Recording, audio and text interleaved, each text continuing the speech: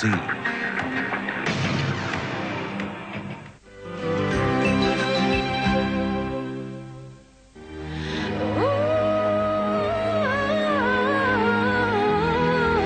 meteoric rise to stardom began when she won second place in Hong Kong's annual New Talent Singing Contest. Realizing the untapped potential in her, she was given a recording contract and subsequently recorded a hit song.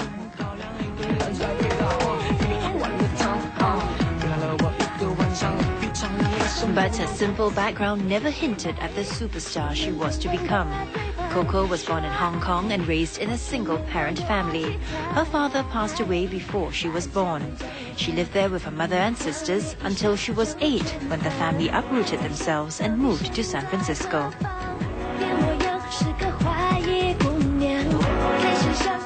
The strong familial ties Coco shares with her family are evident to all, with Coco Lee Inc. being strictly a family business. Now, you started off in this music scene after joining a competition in Hong Kong, I believe. Yes. What do you think about American Idol?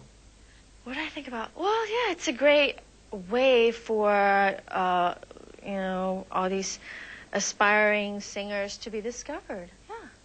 Entertaining also. And if you're not where you are now, would you consider joining? I probably would. You know, I probably would. I mean, who knows? If you take that first step, that initiative to try something, you never know. Maybe you'll be good at it and be discovered. Yes. So what song would you audition? Sing me a song. You know, the song that I probably would audition would be Colors of the Wind.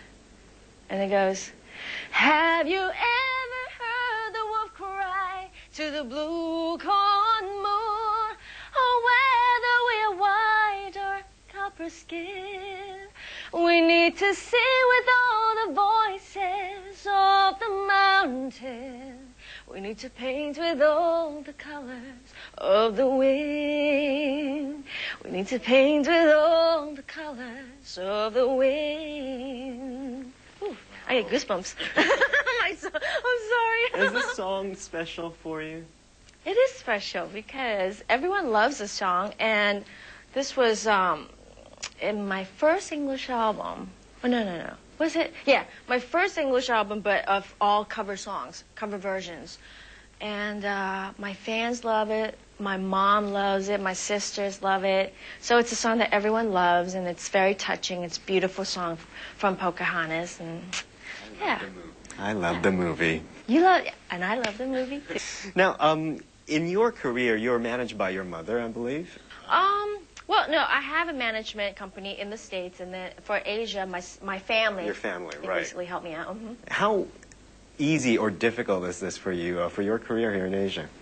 Oh, actually, it makes my life so much easier. It's so much easier with your family around because, first of all, they keep everything that's bad away from me so I could concentrate with just music, because that's what my life is about.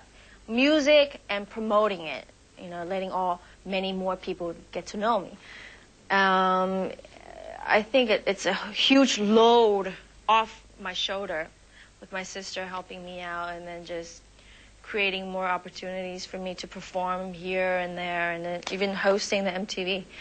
And the best of all is having your family with you. They keep me having a good spirit, you know, good mind, and keeping my life simple, very pure. So I don't party. You know, I don't party. What happened to me? I just don't party. And after work, I just go back to the hotel, go home and sleep, and just chatting with my family all the time. And how about if you have, like, say, differences in opinion? How do you settle that with your mom? Yeah, you know, we all have very strong personalities. Both of my sisters help me out, and my mom, she's my shadow. Yeah, we all have strong opinions, but at the end of the day, it's usually like we would gather all four of our ideas and try to make sense of it all, and we'll always come up with a solution. We never really fight, you know. We never really fight. There's always that one person that we know we should listen to, which is my mom. She's the boss. She is the boss. Yes. Has she always been involved with your career? Yes, always been. She was the one who encouraged me at the beginning. But the funny thing is, my mom, she is the most strict person on earth, very conservative, traditional Chinese, and she always thought that the entertainment business was bad. No, you cannot. You're good girls, you cannot. But first to enter into a singing contest was my oldest sister, Carol. She won first place. This was when she was in UCLA. My mom's like, no, you got to study and become a doctor. So she listens, so she forget about that dream. And then my second one was my second sister, Nancy. She also won first place, and she had a movie deal because she's very pretty. And my mom said, no, you study in school, you become a businesswoman one day. Okay, fine, Mommy. The last one was me, you know, because whatever my sister, whatever they do, I like to kind of like imitate them because I love them. And so I started singing, and I entered into a singing contest, and my mom's like, she was surprised that I won, you know, because I cracked the oil pan of my sister's Beamer, so I had to find a way to pay for it, and I don't work. So I joined a singing contest, and I won the money. I said, here, Mom, this is the money to pay for sister's car. And so she was like, oh, my God, my daughter can sing. So she began to change her whole idea about the entertainment, and she said, you know what, if all three of my daughters love singing so much, it must be fate. You know, it's like this little luck is surrounding in our family that one of us is meant to do this. And so she allowed me the opportunity, and she's been standing by me and just giving me the most support. You know, every time when I feel unsure about something, she gives me back that confidence. Yeah. And what sacrifices do you think you've made to take you to where you are now?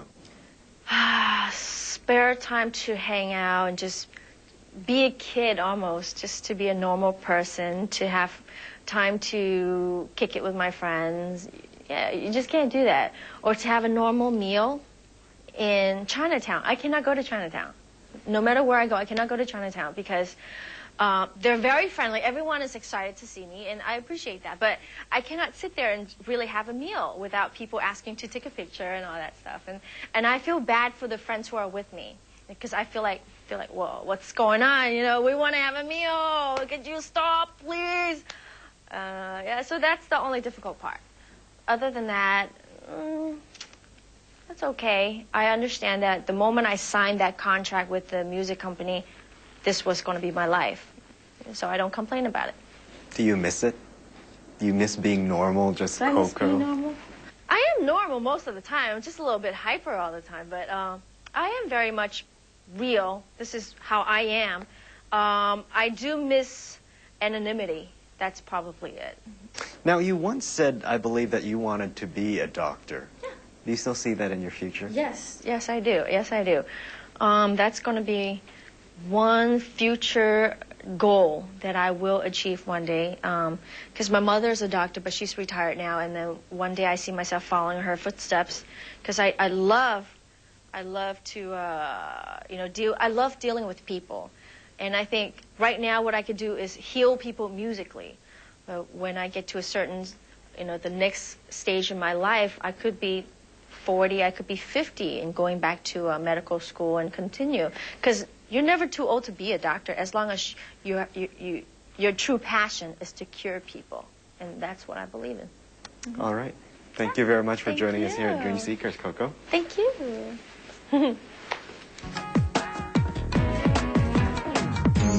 早上人还在香港，还在九龙茶馆喝煲汤，这么场景底下跳西岸，我在护城河的堤岸，站在古老神秘的城墙，月光摇又晃，我用英语跟小贩交谈，突然画面一笑就全暗，还在想到底身在何方，变模样是个怀疑姑娘，开始想认真细心装扮，会台上终于轮我上场，说话唱一个后空翻，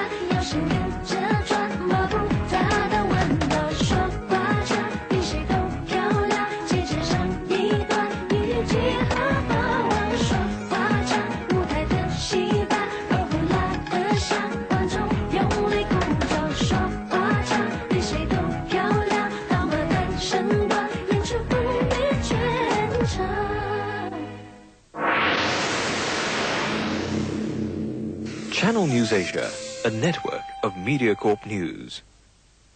Channel News Asia.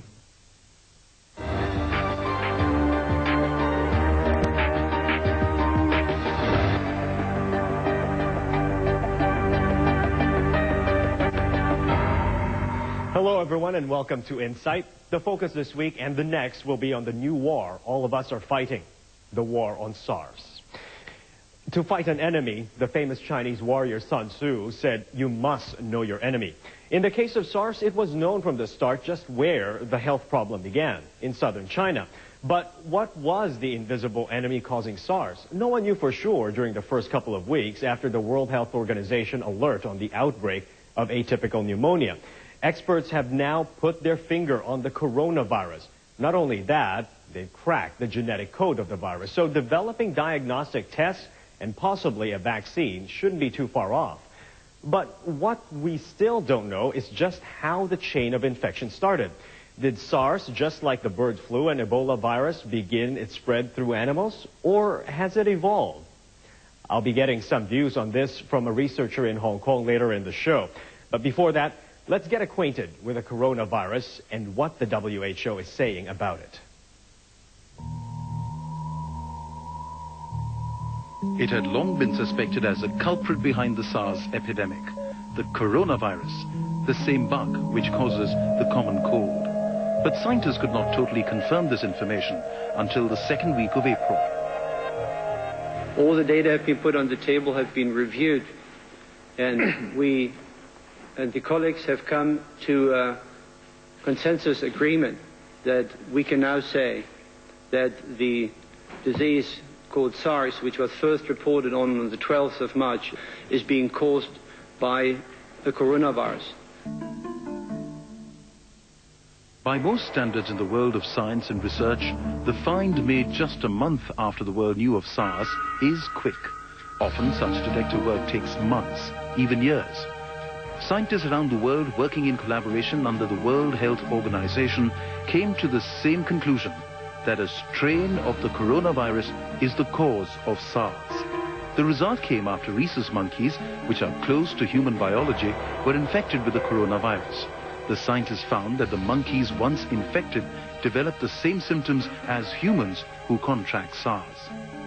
The people in the network agreed that the coronavirus alone is capable of causing the typical symptoms. We cannot formally exclude that other agents, like the human metapneumovirus and the chlamydia that has been found in China, or a number of other viruses after you have this primary infection with the coronavirus, would eventually aggravate the situation. We cannot exclude that, but the data, especially from Hong Kong, suggest where we have coronavirus alone also in humans, those data, together with the monkey data, I think quite strongly show that the coronavirus is the primary cause of this disease. The coronavirus is an animal virus. It was first isolated in chickens in 1937. Its name is derived from its crown-like appearance when viewed under the microscope. The virus causes a variety of diseases in animals, and in humans is linked to the common cold. So how did such a relatively harmless virus develop into the highly infectious and dangerous SARS virus? And where did the strain of virus that causes SARS come from? The southern province of Guangdong in China seems to hold the answer. Here, cities are cramped with people and animals living side by side. It's seen as the perfect breeding ground for microorganisms such as the coronavirus. Poor hygiene and the proximity of people to animals give bugs plenty of opportunities to grow, evolve, and spread. And this is what the coronavirus could have done. In an environment where animals live so close to humans, the virus could have jumped from animal to man. However, a doctor from the World Health Organization, Western Pacific headquarters in Manila, believes a link between humans and animals has not yet been established. Epidemiologic investigations are now going on about the possible link of the SARS coronavirus to animals. And still there's no clear evidence that this coronavirus is of animal source. there are many other animal coronaviruses that causes disease in animals, but the SARS coronavirus is distinct from these known animal viruses, and it is distinct from any other known coronaviruses in the past. But some researchers from the University of Hong Kong believe otherwise. They base their theory on their research into the genetic sequencing of the coronavirus. Microbiologist Yuen Kwao-Yong has said, this virus did not originally exist in humans, it definitely comes from animals. But what the university researchers are not sure of as yet is which animal species the SARS-causing coronavirus came from. Avian flu, for instance, jumped the species barrier from bird to man for the first time in 1997. The outbreak in Hong Kong, also known as bird flu, killed 6 people and infected 12 others. It was caused by 2 strains of viruses common to chickens. And the victims of avian flu back in 1999 had contact with chicken before coming down with the disease. There are several types of influenza viruses that have already been proven to be transmitted from animals to humans. One very recent example is the bird flu in Hong Kong. And when it was first described, there was already evidence of a clear link of the virus being present in birds in Hong Kong, and that these were the sources of the human infections. It could also be that SARS is another case of zoonosis, or a disease that humans picked up from animals.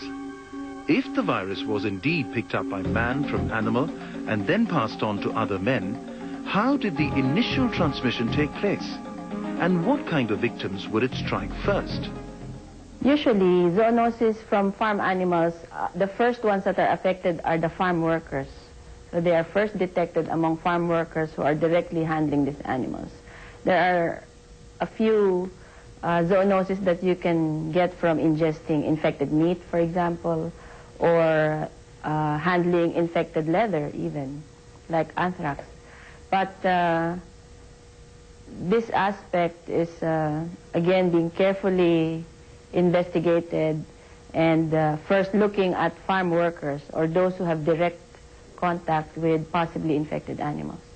And usually transmission is by direct contact with contaminated material. What researchers from the University of Hong Kong and other centers of research seem to be sure of is what the SARS-causing virus is not. It is not the usual coronavirus, but an entirely new strain never seen before in humans or animals. There is, of course, speculation that the virus is mutating into a more dangerous form. That's because infected people from Hong Kong's Amoy Gardens haven't responded so well to the cocktail of antiviral drugs and steroids used so far to treat some SARS patients. Microbiologist Malik Paris, also from the University of Hong Kong, says preventing the transmission of SARS boils down to one thing: understanding its origin in Guangdong. Once square one is found, hopefully the mysteries that surround the virus will start to unravel. Insight continues in a while with a SARS researcher joining me from Hong Kong, and also a view of an Australian doctor who once handled a case where a man contracted a fatal virus from horses. Stay with me.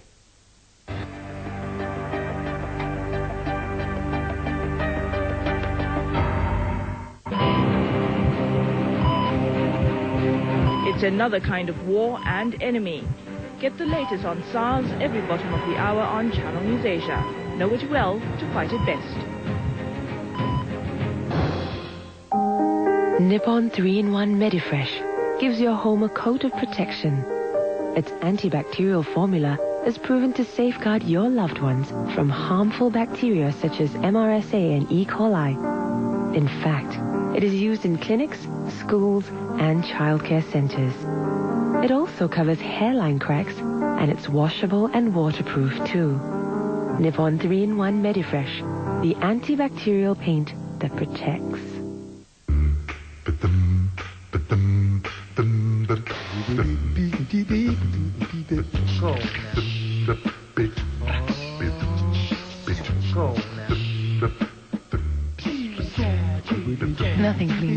clean with the awesome Genie.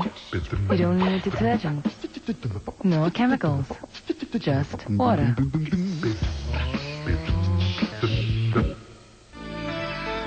OSIM. Pestbusters has a new 3-step protection process that eradicates cockroaches, provides germicidal space treatment, and sterilizes the air in your workplace. So for a cleaner, safer environment for you and your employees, contact Pestbusters, the people who know all about germ warfare.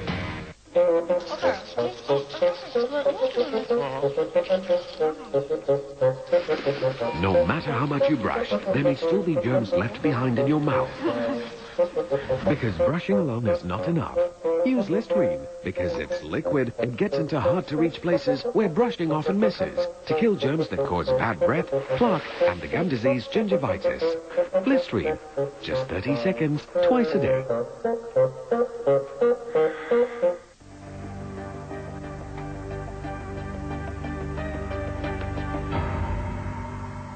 Australians monitoring the SARS outbreak is drawing on its experience 9 years ago in handling a virus outbreak that jumped from infected horses to people.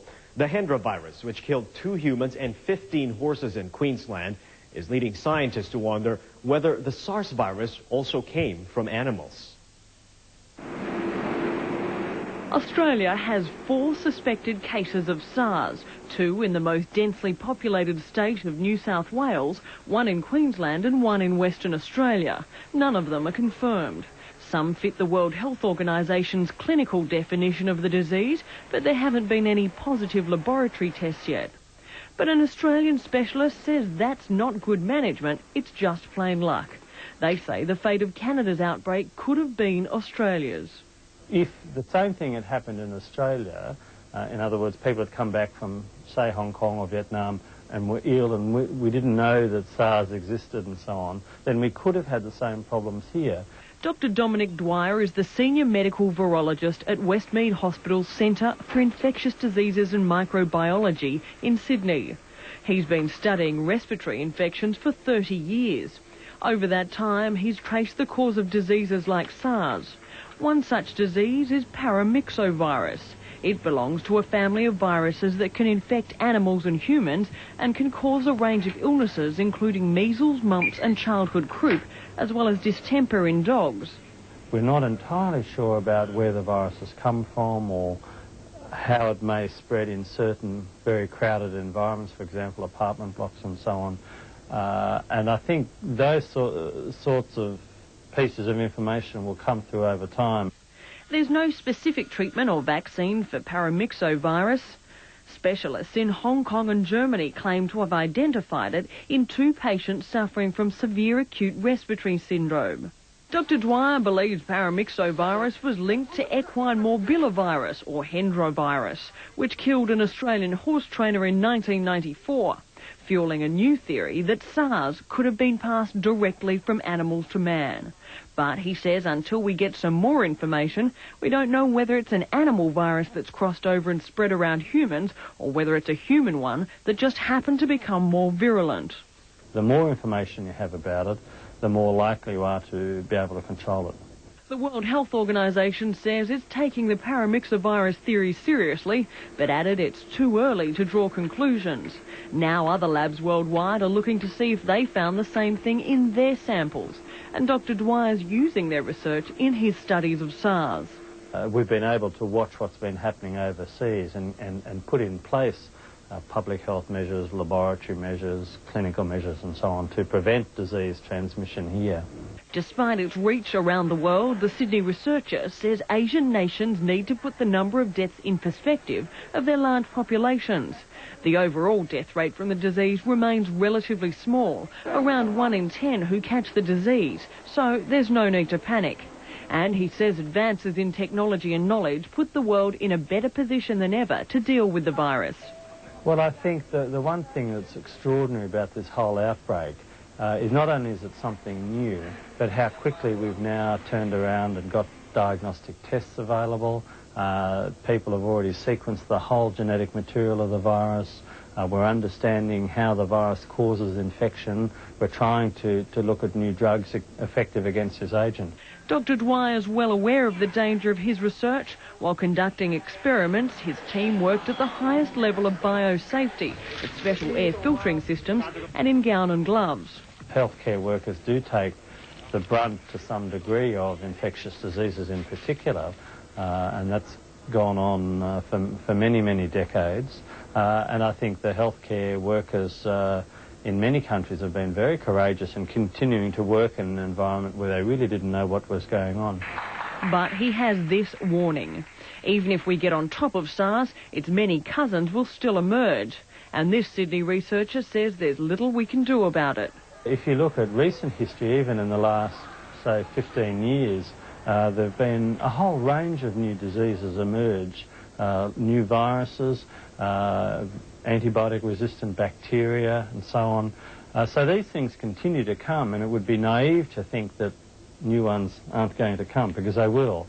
But with a pat on the back to his own team and others researching SARS, Dr. Dwyer predicts as time goes on, the world will be better able to handle them. And if we can handle every other outbreak of a new disease like that, then I think that's, very important. Insight goes to Hong Kong next. Joining me is a leading researcher on the SARS virus who is taking some precious time out from the territory's battle against the illness to talk about what he has seen of the virus. So don't go too far away.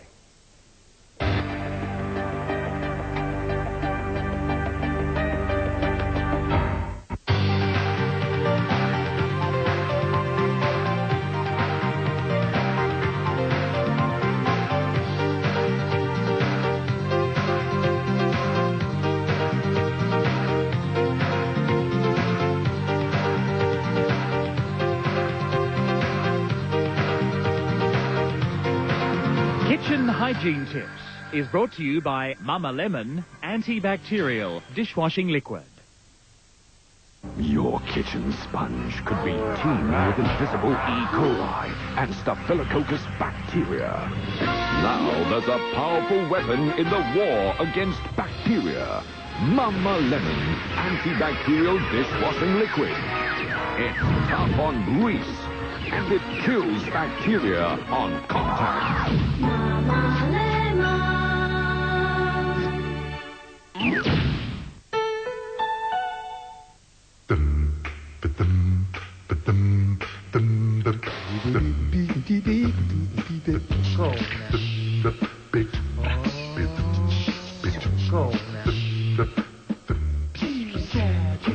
Nothing cleans like steam. With the awesome Genie, you don't need detergent. No chemicals. Just water.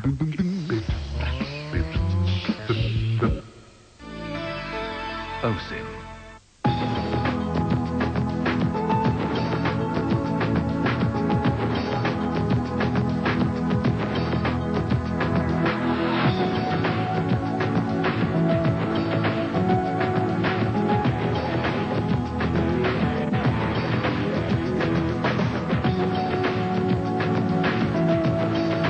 Personal hygiene tips brought to you by Shokubutsu Antibacteria Body Foam.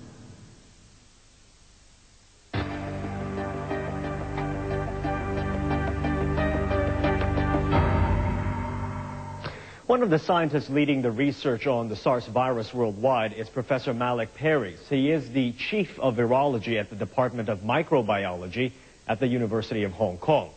Professor Paris is at Channel News Asia's Hong Kong studios. Professor, thank you very much for taking time out to plug some holes in this global virus outbreak. Now, one of your colleagues in Hong Kong, microbiologist Yen Kao-yong, has said he believes that the SARS virus came from animals to human. Do you prescribe to that theory, Professor? I think that is definitely the most likely scenario. This is a virus that has not been seen in humans or in animals before. It is a new virus.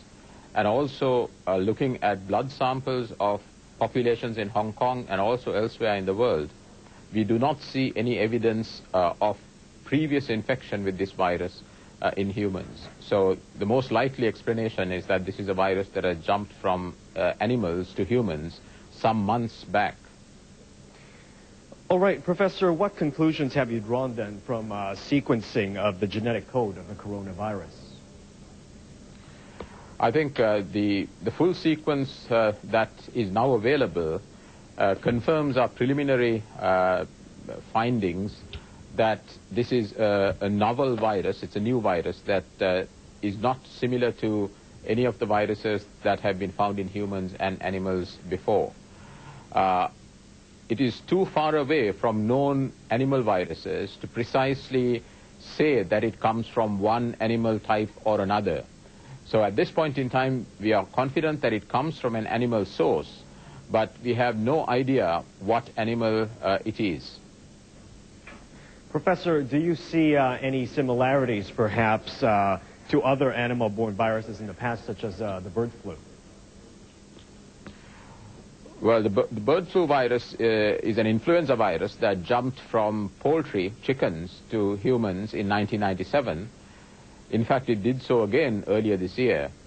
And in this case, the Sars virus also has done something similar.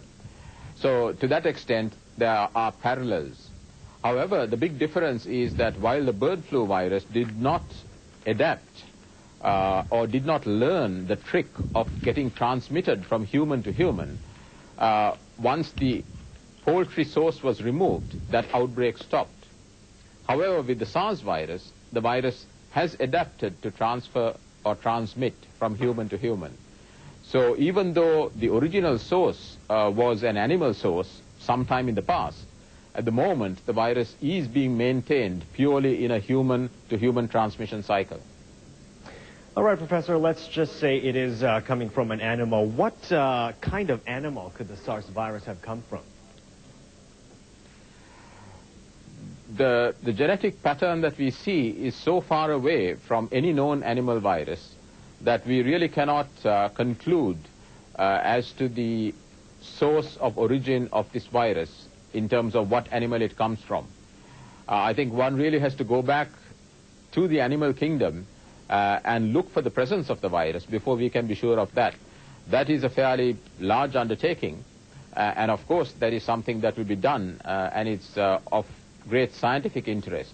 But I think in terms of controlling the problem that we have now, which is a virus that is being transmitted from human to human, the knowledge of exactly what animal source the virus comes from is not one of immediate importance.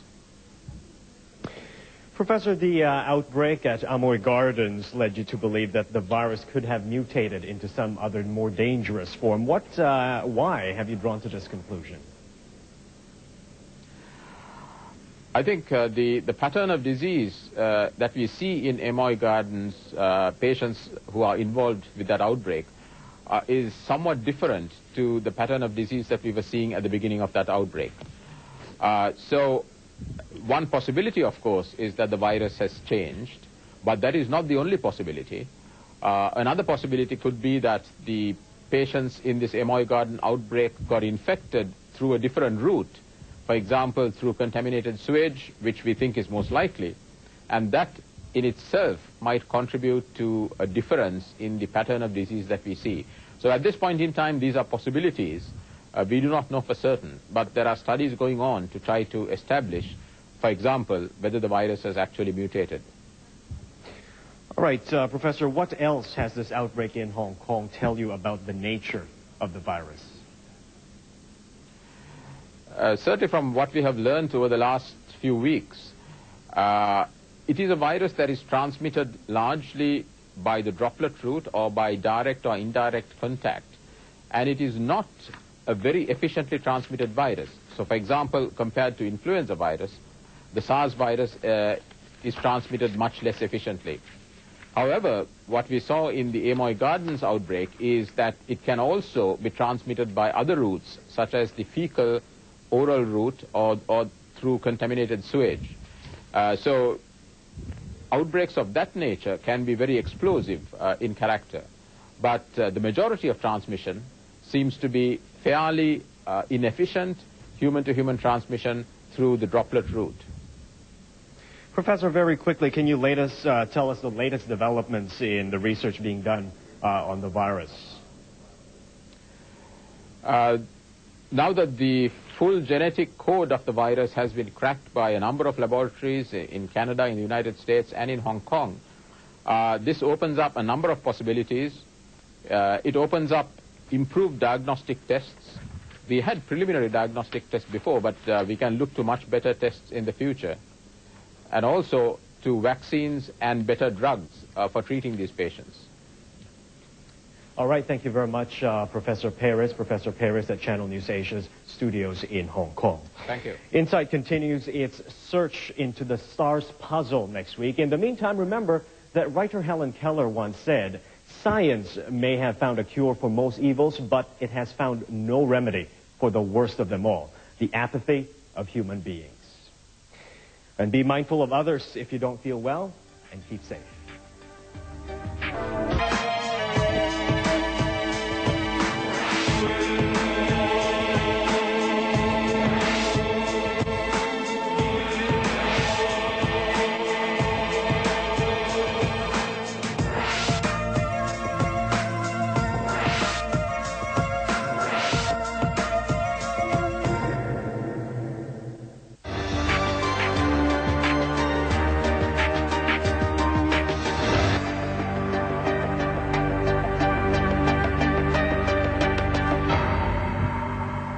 Hello, everyone, and welcome to Insight's continuing focus on the new war all of us are fighting, the war on SARS.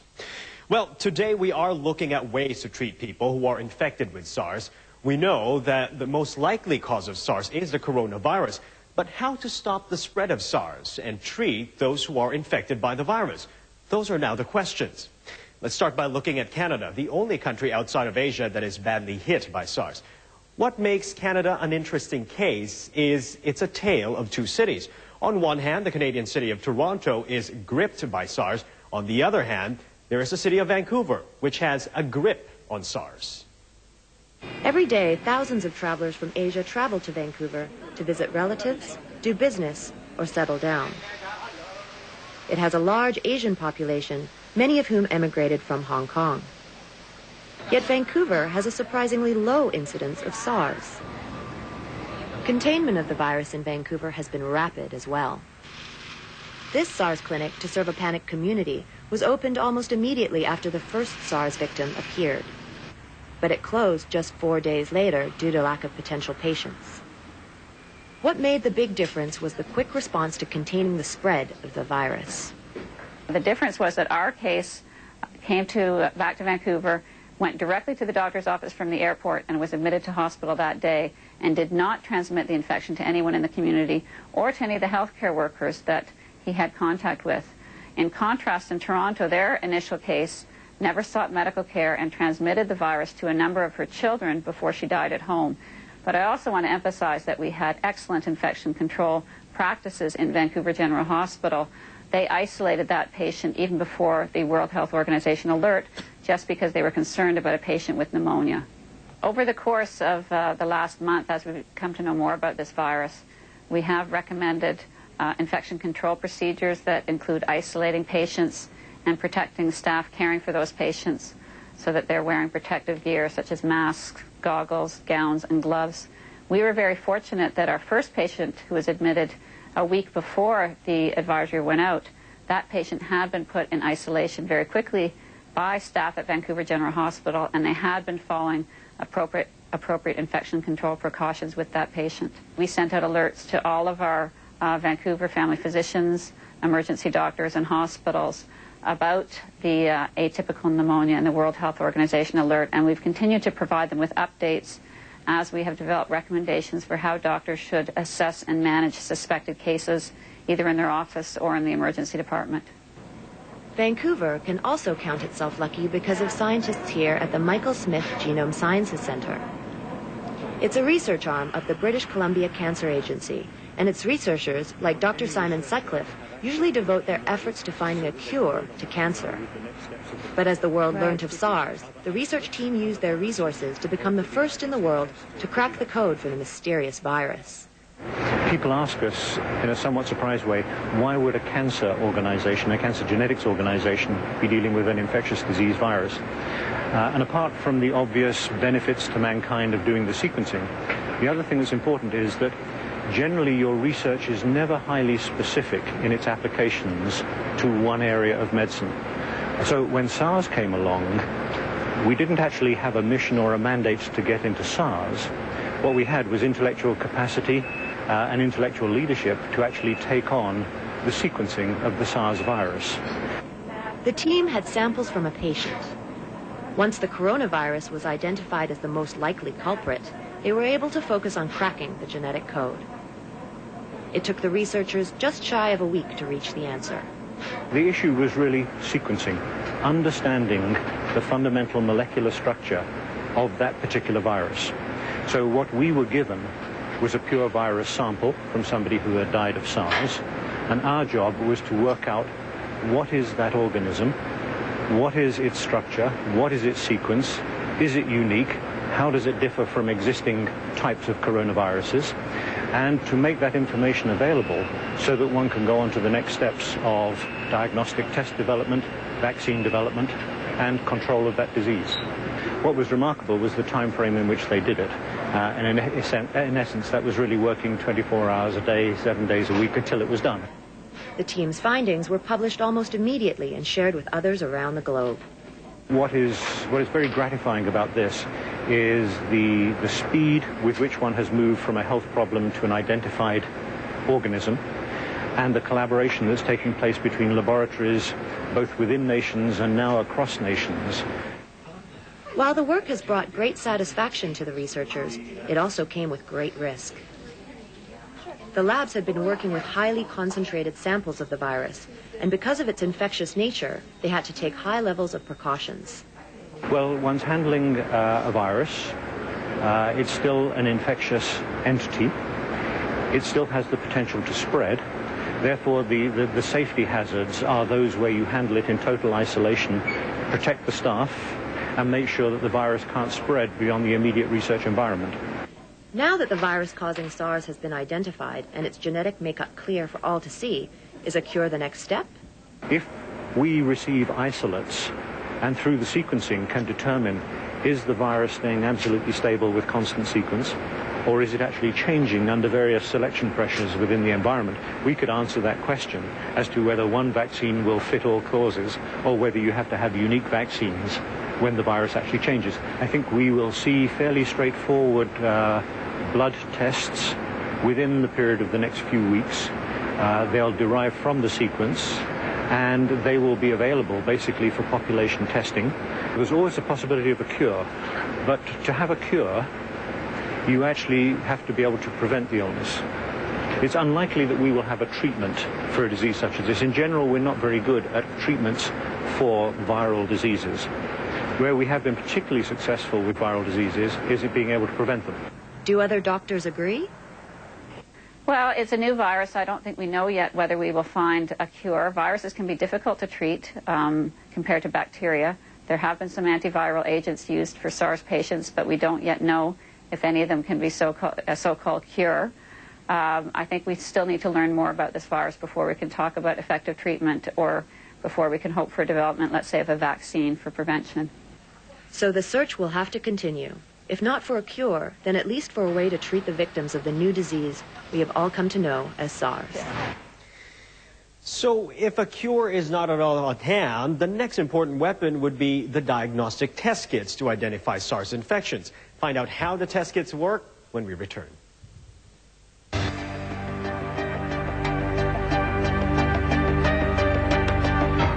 If you say, I don't want to know anybody who knows anybody who knows anybody who knows anybody who has SARS, cannot be done.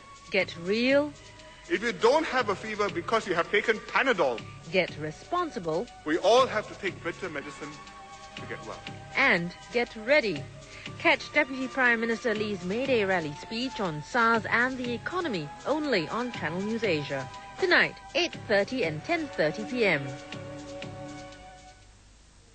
A community project by NTUC Fair Price and NTUC Income.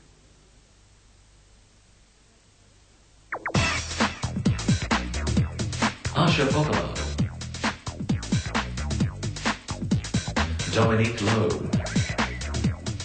Okay, everybody, lie down. as neat and magic. It's rubbish. Farah Abdul Rahim. Your eyes, your ears, your connection to home news. Insights from the inside.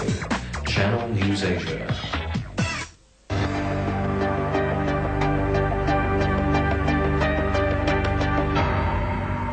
Well, they say prevention is the best cure. In the case of SARS, perhaps the key to prevention lies in diagnostic kits being developed and tested around the world.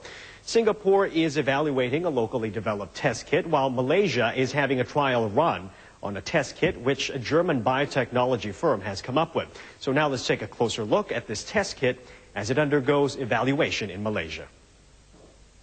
A biologist, Dr. Finn Zadler, is the managing director of Artis Malaysia, a Hamburg-based biotechnology company. It's a spin-off from the famous Bernhard Nosch Institute for Tropical Medicine, the same institute in Hamburg, Germany, that detected the coronavirus and developed a test kit to spot its presence. As a result of its links, Artis Malaysia is helping in the fight against SARS with a test kit. It uses a chemical test called real-time polymerase chain reaction, or RT-PCR, in a test kit that accelerates the process of identifying the presence of the coronavirus. Virus culture takes at least 10 days to obtain any results. So you try to culture the virus in cell lines, and afterwards you confirm the presence of this virus by electron microscopy. You can imagine that this is very, very time-consuming, and also you have to have very skilled staff. Cell culture is not easy.